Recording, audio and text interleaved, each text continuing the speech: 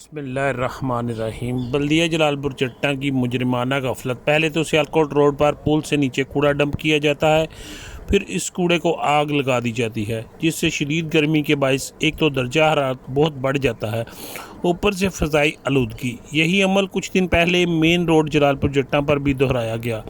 Social media کے توسط سے دوستوں نے کافی کوشش کیا اور اب اہل اسلام گڑھ کوڑے کو آگ لگانے کی وجہ سے بہت پریشان ہیں۔ ان کا کہنا ہے کہ فضائی آلودگی کی وجہ سے علاقے کے لوگ سانس کی بیماریوں میں مبتلا ہو رہے ہیں۔ آگ لگانے کی وجہ سے قریبی درخت اور گھاس جل رہی ہے۔